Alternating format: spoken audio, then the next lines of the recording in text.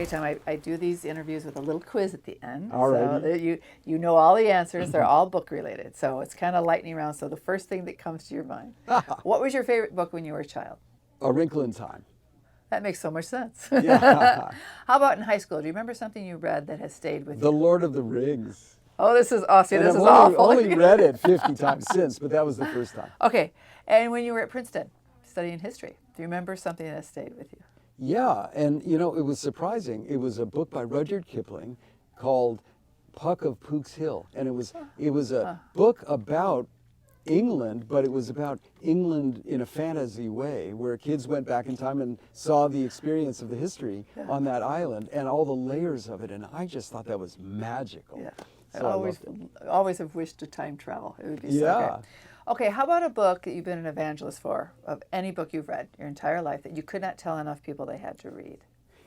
I'm going to say Jane Goodall's book about hope. It's called Reasons for Hope. Right, I right. talk about it everywhere I go because we need hope, and she is such a brilliant spokesperson for the genuine reasons we, humanity, have hope. And we have to remember that in order, ultimately, Right. to rise above all the dangers and darkness that's around us. Okay, how about if you could live in the world of a book? What book would that be? You don't have to stay there forever, but if you could even visit it.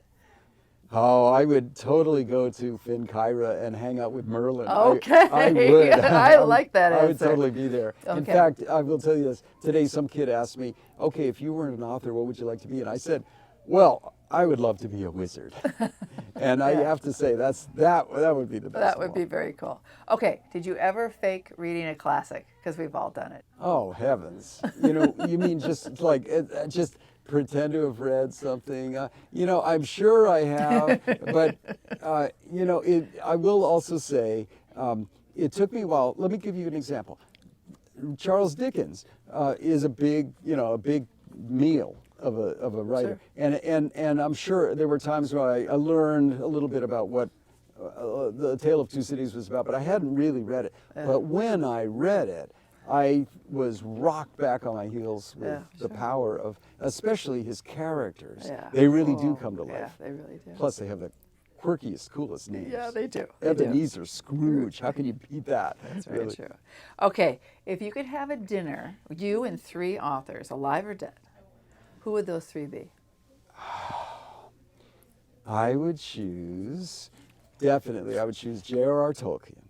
Okay. I would choose Madeleine L'Engle, who was a dear friend, and I'd love to continue many other conversations. I'd love to have her with her now. And I think I would also choose, let me think. I think I would choose Rachel Carson. Oh, wow. Who wrote with such great courage, even to her dying day, she wrote about the planet with such compassion.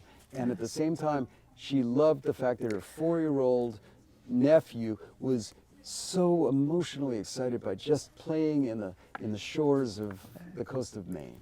She never lost that child in herself, even as a great scientist. Right. Okay, and how about a favorite book you shared with your kids you'd love to curl up and read with them? One of those ones you read over and over again. Yeah, you know, we've read so many books, but I have to tell you, honestly, that the highest and best moment of being a dad was when one of my kids pulled off the shelf this book about Merlin and said, "This looks cool." He didn't know who had written it, and it was my little redhead. And I said, "Oh wow, that looks interesting. Let's read it." And he didn't know it was by me until we got all the way through. At the end of the book, he said, "Wow, Dad, you know, this sounds a little bit like you." And I said, "Well, you know, there's a reason for that."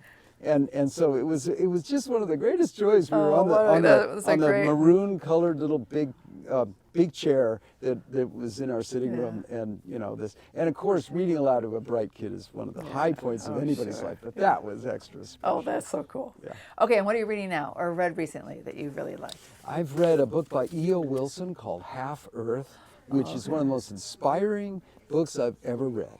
I'm actually, and I'm also reading a book called The Soul of an Octopus, which is an yeah. incredible, wonderful book.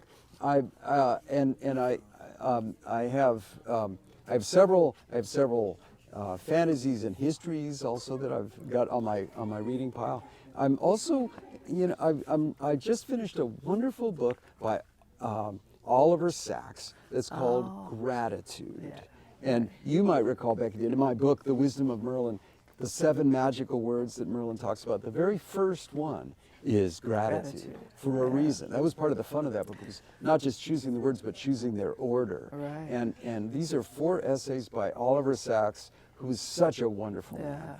And I admire him so much. And he writes about gratitude even with all the hardships and difficulties and challenges that he had to face. Yeah. It's so inspiring. Yeah. It's one of the best books I've ever read. Oh, okay.